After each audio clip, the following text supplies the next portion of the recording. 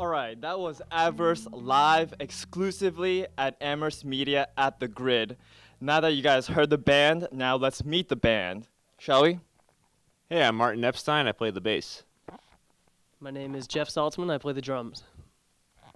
My name is Heidi Irizarry, and I sing. Hi, I'm Sungwoo Jung, and I play rhythm guitars. Hi, I'm Alden Marchand, and I play lead rhythm guitars.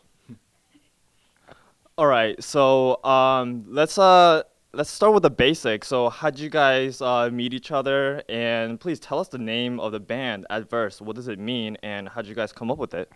That's a question for someone. So before we were called Aversed, so we were formed in 2010 with me and Mr. Martin on the bass. We would just start doing cover songs of bands like Metallica and Opeth. But a year later, we decided we got sick of it, so we decided to write our first song. And our first song was called Aversion, which is the 5th track of our debut album. And we were called Aversion for a while, but that was taken by a couple bands somewhere else. So I was just like, screw it, we'll just call ourselves Aversed. And the reason why I decided to call ourselves Aversed was, or Aversion at the time, was I watched a documentary about North Korean regime and the dictatorship that's been there for a while, and I just got so angry at what I was seeing, and I decided to write the song called Aversion. And that song is about like just strong opposition towards how their government works there. Not trying to be political, but at the time that was my inspiration, and it's a name that sounds cool, and it worked. Well, you also just named the definition of a verse, which is extreme opposition to something. So that's what we do. Yeah, sometimes we talk about things that we're opposed to. Sometimes we talk about other things too. But we try to be pretty like versatile with our themes. All right. So do you guys write your songs collectively, or do you guys right? What do you gotta say about your songwriting and the creative process? So the first album was actually primarily written by Sungwoo, and the rest of us contributed to the editing process and the rearrangement, but they were mostly the brainchild songs of Sungwoo, whereas this upcoming full-length that we're writing, it's another 10 songs, and it's extremely collective. We have different groups within the band that write all together, and it's definitely a show of our identity as a group rather than a just like a project where we all take part in someone else's music, if that makes sense. Okay. So you guys are a local band, but you guys performed at Chicago Open Air a couple weeks ago. Could you tell us about that and the experiences performing in front of a much larger crowd than local scenes? All right. So yeah, that was really incredible opportunity. We were on stage with these bands that are tens, hundreds of times bigger than we are. I mean, even that's an understatement. And so it was great for us, not just to play in front of that many people, but to see how the other bands just conducted themselves, how they put on a show, from that, like a backstage perspective, like kind of as an equal, to see what they were doing, and just like basically witnessing the pinnacle of musical professionalism.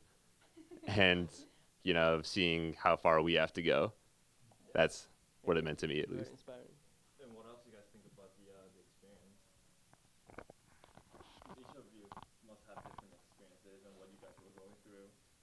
Well, yes, we got the opportunity through Berklee College of Music, which some of us have attended and are still attending, and it was really great to see my personal college community coming together to support a metal group, and to be exposed to one of the biggest metal festivals like Chicago Open Air. It was great to meet the people that ran it and the fans that were there too. It was a great learning experience because I got to meet a bunch of the people there and just learn more about what I can do personally and as a band to keep going strong.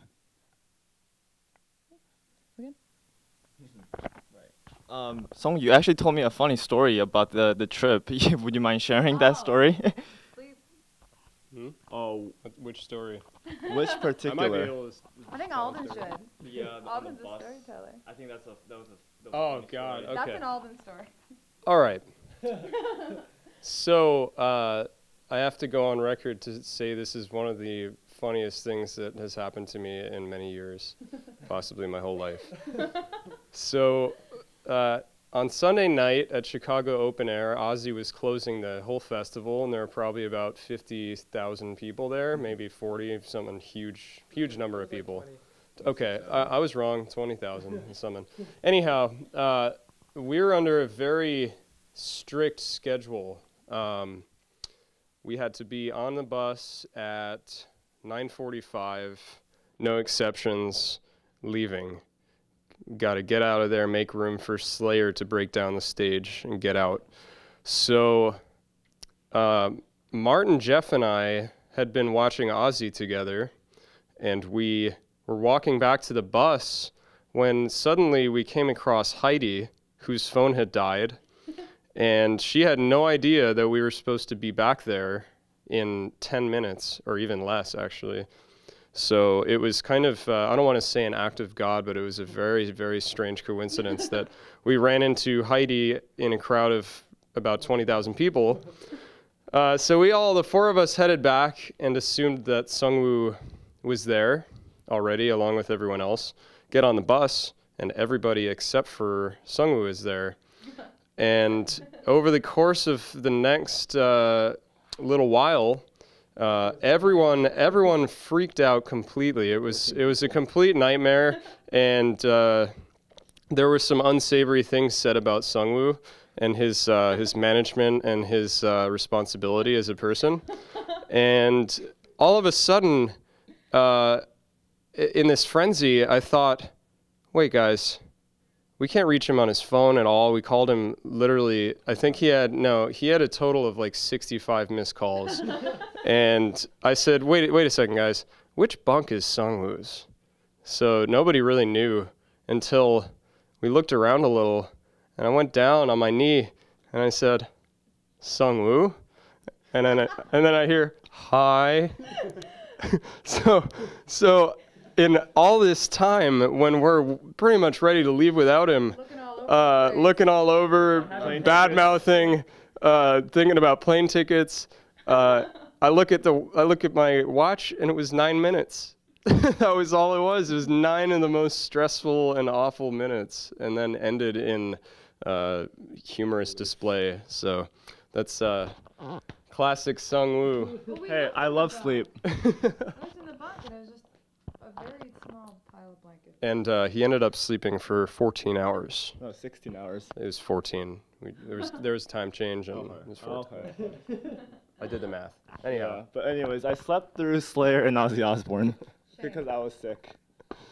All right. Let's not do that again, all right? Okay. So I understand the metal community, even though it's a pretty small community in the local Mass area, it's got loyal followers and loyal fans. Could you guys talk about that? One thing about metal shows in New England and Mass that I really like is you can really you can predict who's gonna come, and okay, well, it's like we can expect to see some familiar faces. Like, these guys really love us and they're super loyal to us, and I just find it really humbling. Like, when we played at Florence Mass last night, I saw a lot of familiar folks that I've seen in the area, and there are people who are so enthusiastic they'll go to the same venue or the same area like once a week, once every other week, and people of all ages, they are so enthusiastic to to be part of the scene, whether they're fans or musicians. Like, it's great. Like, especially in like Florence, Northampton, whatever. It's such a small but loyal community, and I do not take it for granted at all. Definitely have to give a shout out to the promoters in Massachusetts and also in southern New Hampshire and in Rhode Island and Connecticut, because those are the people that set up all the shows, and they have drive to make every small local show, even at a small bar or a small venue, to be huge, packed, and fun for everyone. And the drive of the people who set up the shows, even more than the bands, I think, is what creates the Massachusetts metal scene and makes it so rich. Definitely. Okay, so just to wrap up. All right, so what's next for you guys? You guys writing new songs, coming up with new albums. So just give us a 4-on-1. Yeah, so we've got a full length coming out. I shouldn't say coming out. We're just about done writing it. After this, we're going to go record a demo of the last song. I think it's song number 10. Song number 10. Woo! Yeah, so it'll be an hour long, I think a little over. Some real like heavy, dark songs. As Jeff mentioned, that this is a very collaboratively written album, and all of us are stepping outside of our comfort zone to some extent. That's correct. Yeah, so really trying to broaden our horizons and bring the most interesting, heaviest music we can. All right. All right, thank you. You guys have anything else to add? Thank you. One more. I just want to give a shout out to Amherst Media for having us here. This is truly a dream come true, and I know, please have us again. We're super fortunate for this opportunity. Thank So you. thank you. Thank you.